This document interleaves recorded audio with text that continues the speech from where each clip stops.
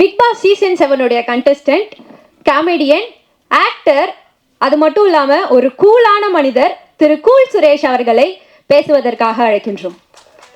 என்னம்மா கூலாக இருப்பாங்க அப்படின்னு ஈஸியாக சொல்லிட்டு போயிட்டீங்க. கூப்பிடும்போது ஒரு மாசாக கூப்பிடுங்கம்மா, பெரியவங்களாம் இருக்கிறாங்கல்ல.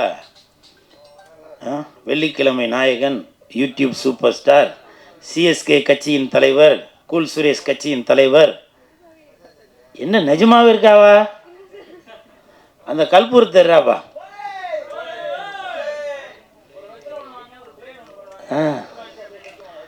ஆமாம். ஸோ இதெல்லாம் நமக்கு இருக்குதுமா. அது மட்டும் இல்லை, டாக்டர் கூல் சுரேஷ் இதெல்லாம் இருக்குது.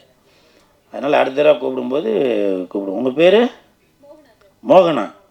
மோகனாக்கு வெந்து தணிந்தது காடு, மோகனாக்கு வணக்கத்தை போடு. பேய் கொட்டு அந்த படத்தோட ஆடியோ ரிலீஸ்க்கு தான் நான் வந்திருக்கேன். மேடையில் பெரியவங்க முன்னாடி பேசுகிற அளவுக்கு நம்ம அவ்வளோ பெரிய பேச்சாளர் இல்லை. தயவு செஞ்சு நீங்களே ஒரு தடவை கை தட்டிடுங்க. இந்த கைத்தட்டல்கள் அனைத்தும் பேய் கொட்டு அந்த படத்துக்கு தான் போய் சேரும். கொட்டு அப்படின்னாலே உண்மையிலே கொட்டு வாங்கினாக்க அவங்க வளருவாங்க. நான் பேரர் சார் படத்தில் கொட்டு வாங்கினதால தான் இன்னைக்கு நான் இந்த இடத்துல வந்து நிற்கிறேன். ஐயரு, கோழி முட்டை போட்டா அடகாத்து குஞ்சு பொறிக்கணும், இல்லைன்னா கூமுட்டையா போயிரியா கூமுட்டை அப்படின்னு நான் பேரர் சார் படத்துல, திருப்பாச்சி படத்துல வசனம் பேசியிருப்பேன். அப்போ நான் அங்கே அவர்கிட்ட கொட்டு வாங்கினதால தான் இன்னைக்கு பேரர் சார் இருக்கிற மேடையிலேயே நின்று பேசுற அளவுக்கு நான் வளர்ந்துருக்கிறேன். இந்த படம் பேய் கொட்டு. காஞ்சிபுரம்னா பட்டு, இது பேய் கொட்டு. சாப்பிட தேவை தட்டு, இந்த படம் பேய் கொட்டு. இனிப்புனா லட்டு, இந்த படம் பேய் கொட்டு. இப்ப கைய தட்டு. மேடம் வந்து ஏதோ 32 ஏதோ கிட்டத்தட்ட 32 டெக்னீஷியன் பார்க்க வேண்டிய வேலையா இவங்க ஒருத்தங்களே பார்த்துட்டாங்க. என் தானே தலைவன் டிஆர் ஐயா அவர்கள் சகலகலா வல்லவன் அப்படின்னு சொல்லுவான். அவருக்கு பிறகு சகலகலா வள்ளி என்றால் அது நம்ம லாவண்யா மேடம் தான் நினைக்கிறேன்.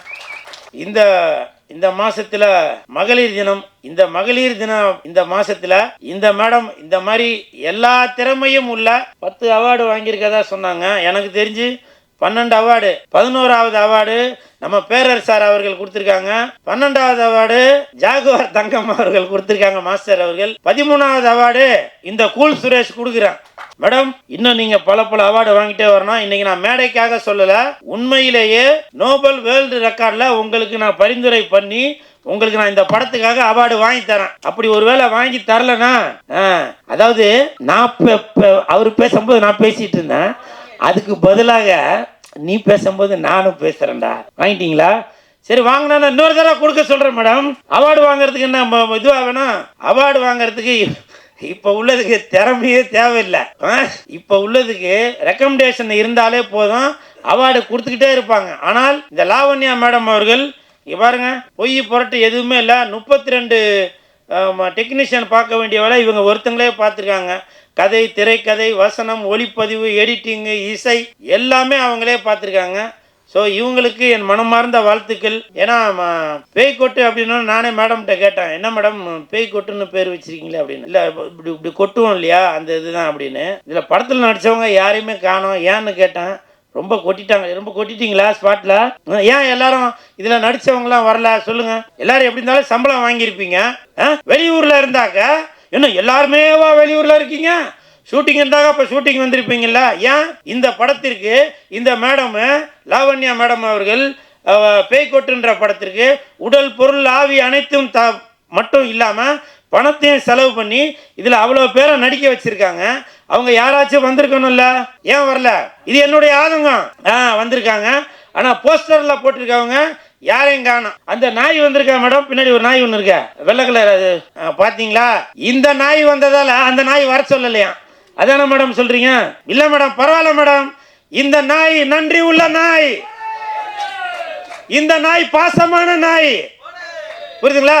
இந்த படத்தில் நடிக்காட்டியும் வாலாட்டிக்கிட்டு வந்திருக்க இந்த நாய் எப்பவுமே பாசமும் நேசமும் சினிமாவுக்காக உடல் பொருள் ஆவியும் அனைத்தையும் கொடுக்கறதா இந்த நாய். கூல் சுரேஷ் என்ற அந்த நாய், புரியுதுங்களா? கமெண்ட்டில் இப்போ உங்களுக்கே க்ளூ கொடுத்துட்டேன்னு நினைக்கிறேன். இந்த நாய் எதுக்கு கத்தினே இருக்கிறான் அப்படின்னு இல்லையா? பார்த்தீங்களா என்ன ப்ரீடா? எப்பா நான் அதையும் க்ளூ கொடுக்குறேன். டாபர்மேன் சந்தோஷமா? இல்ல ராஜபாளையம் நல்லா வீரமா வைக்கலாமா? இப்படி நீங்களே எந்த நாய் வேணும். ஆனால் நாய் என்பது நன்றி உள்ளது. உங்களுடைய வீட்டை எப்படி பாதுகாத்துட்டு இருக்கோ அதே மாதிரி தான் இன்னைக்கு சினிமா இண்டஸ்ட்ரியில வெள்ளிக்கிழமை ஆனாக்க தியேட்டரில் போய் மக்கள் வரவேற்கிறதுக்காக பாதுகாத்துட்டு இருக்கதான் இந்த கூல் சுரேஷ் என்ற நாய். அது இந்த படத்தோட பேய், புரியுதா? அதனால இந்த படத்துல நடிச்சவங்க தயவு செஞ்சு இன்னைக்கு நீங்க ஆடியோ ரிலீஸுக்கு வராட்டியும் உங்களுடைய போன்ல ஒரு வீடியோவா எடுத்து இந்த மாதிரி எப்போ மேடம் படம் ரிலீஸ்? வருகின்ற 21ஆம் தேதி மார்ச் 21ஆம் தேதி உலகமெங்கும் ரிலீஸ் ஆகிற இந்த பேய் கொட்டுன்ற படத்தில் நடித்தவங்க தயவு செஞ்சு நீங்கள் வந்து ஒரு செல்ஃபியில் ஒரு வீடியோவாக எடுத்து இந்த படத்தை வந்து பாருங்கள் அப்படின்னு சொல்லுங்கள். நீங்களும் படம் பார்க்கறதுக்கு தேட்டருக்கு வாங்க.